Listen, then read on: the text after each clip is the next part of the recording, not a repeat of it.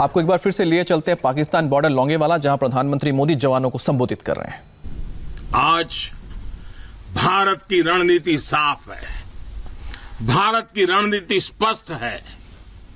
आज का भारत समझने और समझाने की नीति पर विश्वास करता है, समझने की भी और समझाने की भी। लेकिन अगर हमें आजमाने की कोशिश की, फिर तो जवाब भी उतना ही प्रचंड मिलेगा। साथियों, देश की अखंडता देशवासियों की एकता पर निर्भर करती है। शांति, एकता, सद्भावना देश के भीतर देश की अखंडता को ऊर्जा देती है। सीमा की सुरक्षा बलों की शक्ति के साथ जुड़ी है। सीमा पर हमारे जाबाजों का हौसला बुलंद रहे, उनका मनोबल आसमान से भी ऊंचा रहे, इसलिए उनकी हर आवश्यकता, हर जरूरत आज देश की सर्वोच्च प्राथमिकताओं में है। उनके परिवार की देखभाल ये देश का दायित्व है। बीते समय में सैनिकों के बच्चों की शिक्षा और रोजगार को लेकर भी अनेक फैसले लिए गए हैं। पिछले वर्ष जब मैंने दूसरी बार शपथ ली थी, मेरा पहला फैसला ही शहीदों के बच्चों की शिक्षा से जुड़ा हुआ था। इसके तहत नेशनल डिफेंस फंड के अंतर्गत मिलने वाली स्कॉलरशिप को बढ़ाया गया है। साथियों, सुविधा के साथ साथ वीरों के सम्मान के लिए भी देश में अभूतपूर्व प्रयास चल रहे हैं।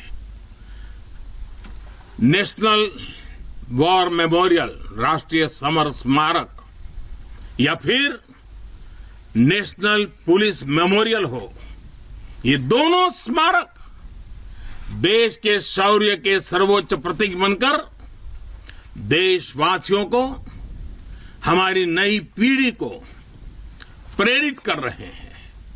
साथियों, मुश्किल चुनौतियों के बीच आपका व्यवहार, आपका टीम वर्क देश को हर मोर्चे पर इसी जज्बे के साथ लड़ने की सीख देता है।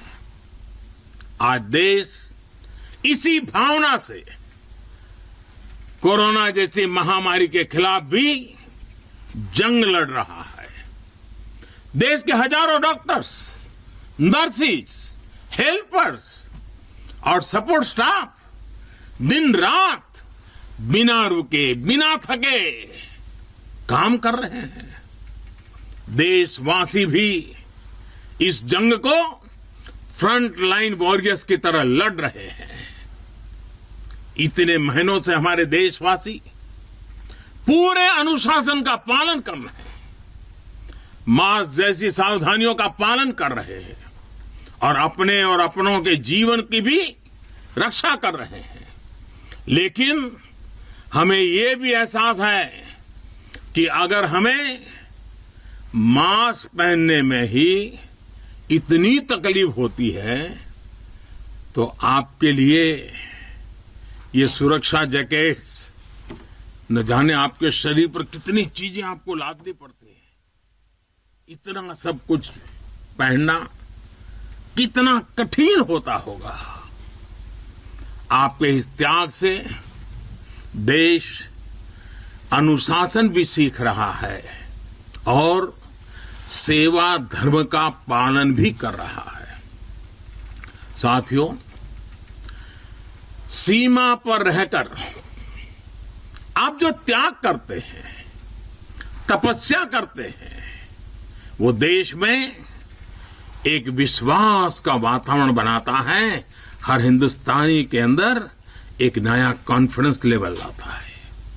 ये विश्वास होता है कि मिलकर बड़ी से बड़ी चुनौती का मुकाबला किया जा सकता है।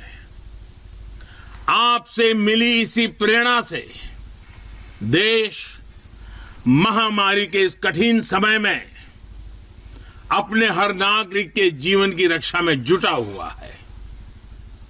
इतने महीनों से देश अपने 80 करोड़ से ज्यादा नागरिकों के भोजन की व्यवस्था कर रहा है, लेकिन इसके साथ ही देश अर्थव्यवस्था को फिर से एक बार गति देने का भी पूरे हौसले से प्रयास कर रहा है। देशवासियों के इसी हौसले का परिणाम है कि आज कई सेक्टर्स में फिर से रिकॉर्ड रिकवरी और ग्रोथ दिख रहा है। ये अलग अलग प्रकार की सब लड़ाइयां, ये सब सफलताएं, इनका श्रेय सीमा पर डटे हमारे जवानों को जाता है, आपको जाता है। साथियों, हर बार, हर त्योहार में जब भी मैं आपके बीच आता हूं, जितना समय आप सबके बीच बिताता हूं, जितना आपके सुख दुख में शामिल होता हूं, राष्ट्र रक्षा का, राष्ट्र सेवा का मेरा संकल्प उतना ही मजबूत होता है।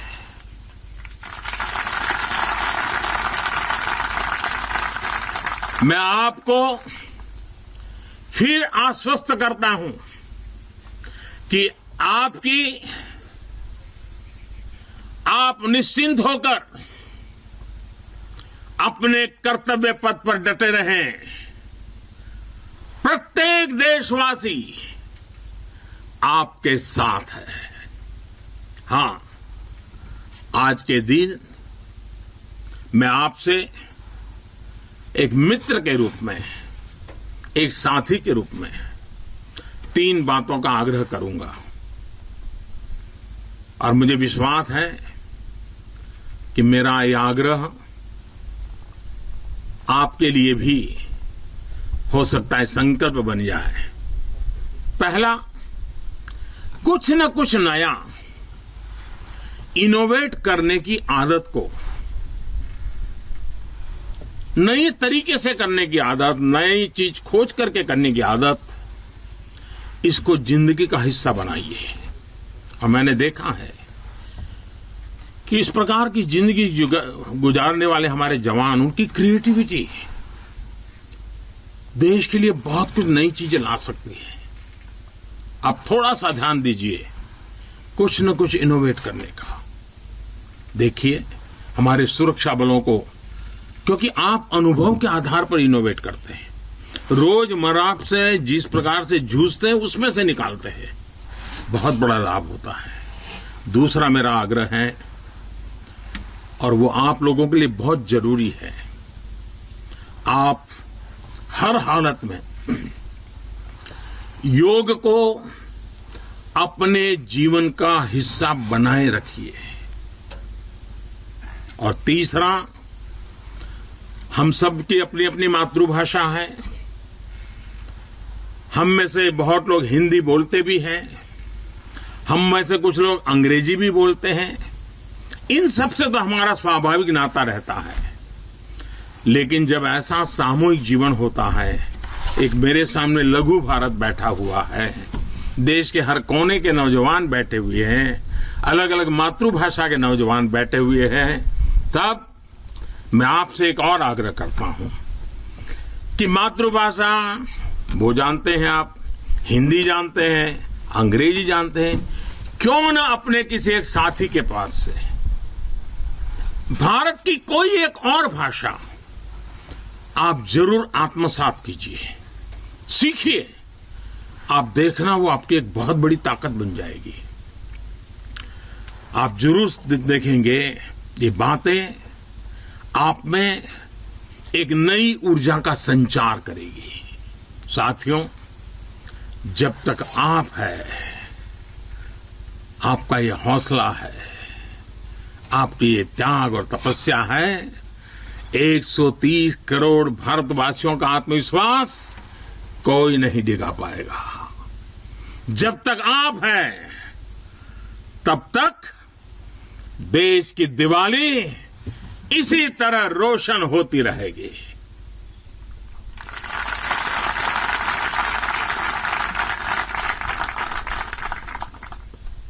लोंगेवाला की इस पराक्रमी भूमि से, वीरता और साहस की भूमि से, त्याग और तपस्या की भूमि से मैं फिर एक बार आप सबको भी और देशवासियों को भी दीपावली की अनेक अनेक शुभकामनाएं देता हूं।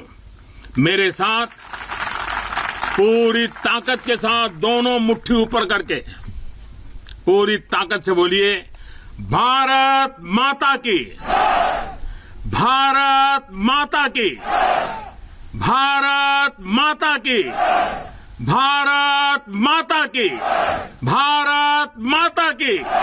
बहुत बहुत धन्यवाद।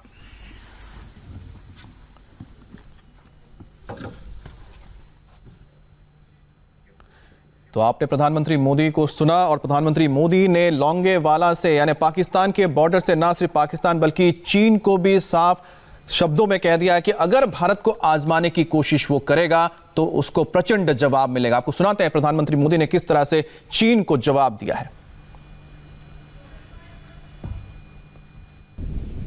देश के बढ़ते हुए सामर्थ्य का लक्ष्य है सरहद पर शांति।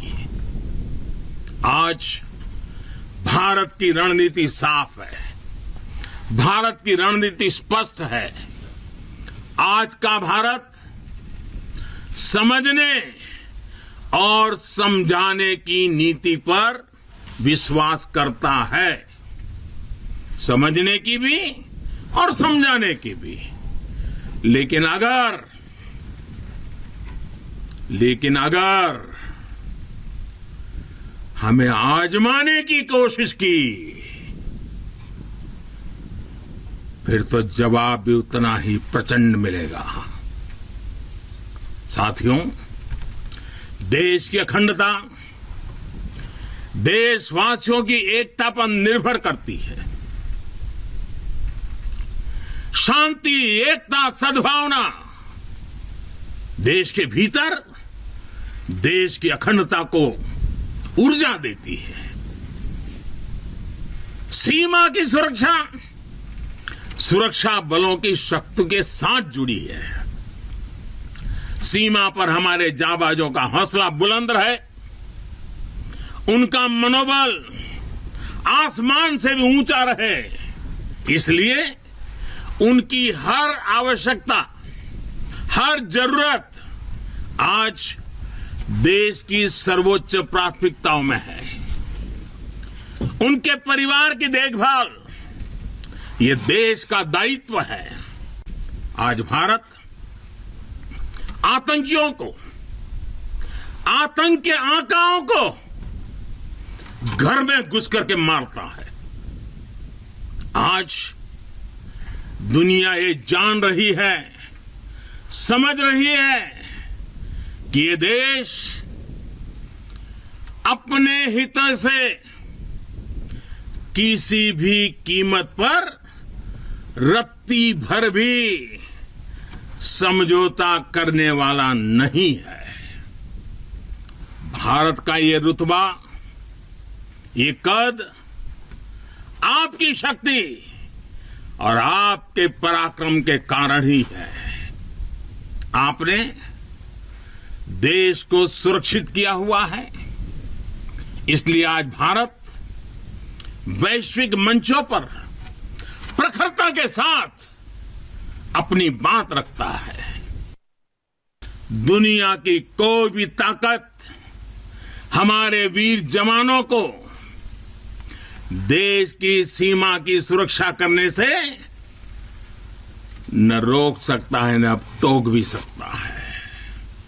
साथियों, दुनिया का इतिहास हमें ये बताता है कि केवल वही राष्ट्र सुरक्षित रहे हैं,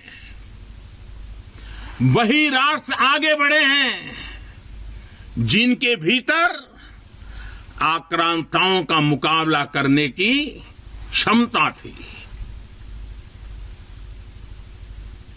अगर आज का दृश्य देखें, भले ही इंटरनेशनल कोऑपरेशन कितना ही आगे क्यों ना आ गया हो, समीकरण कितने ही बदल क्यों न गए हो, लेकिन हम कभी नहीं भूल सकते कि सतर्कता ही सुरक्षा की राह है, सजगता ही सुख चैन का संबल है, सामर्थ्य ही विजय का विश्वास है, सक्षमता से ही शांति का पुरस्कार है।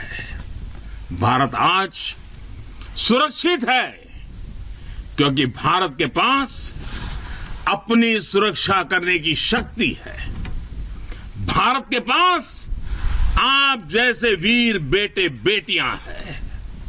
साथियों, जब भी जरूरत पड़ी है, भारत ने दुनिया को दिखाया है कि उसके पास ताकत भी है और सही जवाब देने की राजनीतिक इच्छा शक्ति भी है। हमारी सैन्य ताकत, उसने आज हमारे नेगोशिएटिंग पावर को भी अनेक गुना बढ़ा दिया है, उनके पराक्रम से बढ़ा है, उनकी संकल्प शक्ति से बढ़ा है। तो अभी फिलहाल रुकेंगे एक ब्रेक के लिए, लेकिन आपको बता दें कि हमारे साथ इस वक्त हमारे सहयोगी सीनियर एडिटर मनीष प्रसाद हैं, इसके अलावा लेफ्टिनेंट जनरल संजय कुलकर्णी जुड़े हुए हैं और साथ ही साथ मेरे साथ हैं मेजर जनरल AK शिवाज, जिनसे हम बात करेंगे कि आखिरकार प्रधानमंत्री ने जो संकेत दिए हैं उसको किस तरह से हम डिकोड कर सकते हैं, पाकिस्तान और चीन को क्या कहा गया है। एक ब्रेक, फिर लौटते हैं।